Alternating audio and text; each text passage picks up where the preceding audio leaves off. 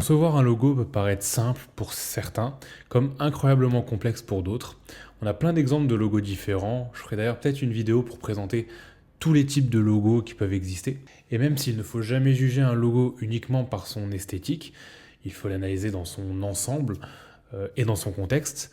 Par exemple, à qui il s'adresse, quel est son positionnement, etc. Aujourd'hui, on va voir les quelques erreurs à ne surtout pas faire, notamment visuelles et esthétiques pour cette vidéo, pour s'assurer d'avoir le logo le plus efficace possible. Ainsi, lors de la conception de votre logo, il est crucial d'éviter certaines erreurs courantes qui pourraient compromettre son efficacité et son impact. La première, c'est une complexité excessive. Un logo trop complexe avec trop d'éléments visuels peut paraître assez vite confus, difficile à lire et à comprendre rapidement. De cela découlent plusieurs conséquences, notamment ça peut conduire à une perte de visibilité et de reconnaissance, surtout à petite échelle sur des supports comme des cartes de visite, des applications mobiles. On arrivera moins à déceler les détails du logo et on le mémorisera beaucoup moins. Un conseil que je peux vous donner, c'est d'opter pour la simplicité. Avoir un design épuré, facile à reconnaître et à retenir, est souvent plus mémorable et efficace pour transmettre un message clair et pour marquer les esprits. On dit souvent en design less is more, donc moins c'est plus. Il ne faut garder que l'essentiel et c'est pourquoi il est important de retravailler son logo jusqu'à avoir éliminé tout élément superflu et ne garder que l'essentiel. Rappelons aussi qu'un logo n'est pas censé être une illustration, même s'il existe des contre-exemples à ça.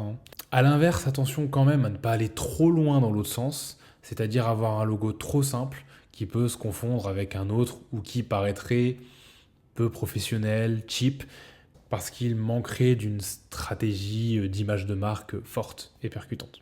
Deuxième erreur à ne pas faire, et c'est le manque de pertinence et de signification. Donc là, l'erreur, ce serait de concevoir un logo sans tenir compte de l'identité de sa marque, des valeurs, de la mission ou de la cible de l'entreprise, entre autres.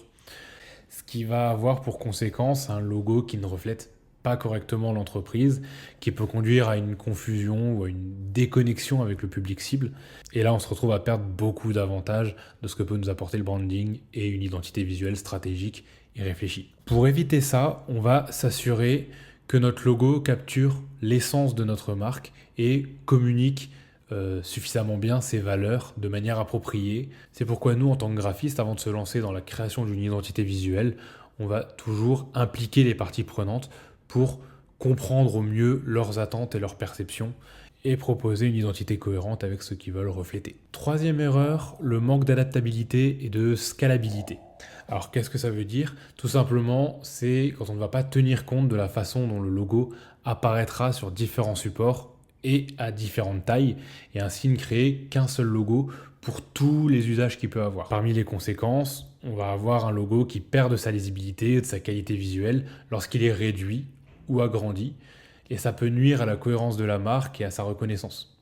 De plus, un logo, aussi efficace soit-il sur un support, peut, quand il apparaît sur un autre support, paraître de mauvaise qualité, peu professionnel, peu réfléchi. Par exemple, dans l'image que je vous ai affichée pour illustrer la scalabilité d'un logo, vous avez la ligne avec les différentes déclinaisons du logo Disney.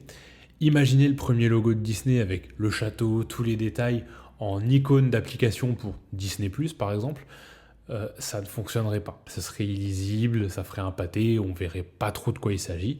Alors que le logo d'origine, qu'on voit au début des films, à la télé, au cinéma, ou sur des supports beaucoup plus grands, est efficace et impactant, et c'est pour ça qu'on le retrouve depuis des dizaines d'années. Mon conseil, du coup, ce serait de tester votre logo dans différentes situations, différentes tailles, sur différents supports et mock-up, dès le début du processus de conception.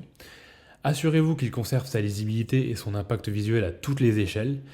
Et si ce n'est pas le cas, s'il y a des corrections à faire, proposez une suite de logos à vos clients avec plusieurs variations du logo principal. Un logo pour les grands supports, comme les affiches publicitaires, un logo pour les plus petits supports, comme des lettres ou des cartes de visite, ou des icônes d'application. Et pourquoi pas même d'autres variantes horizontales et verticales pour les différents formats des réseaux sociaux.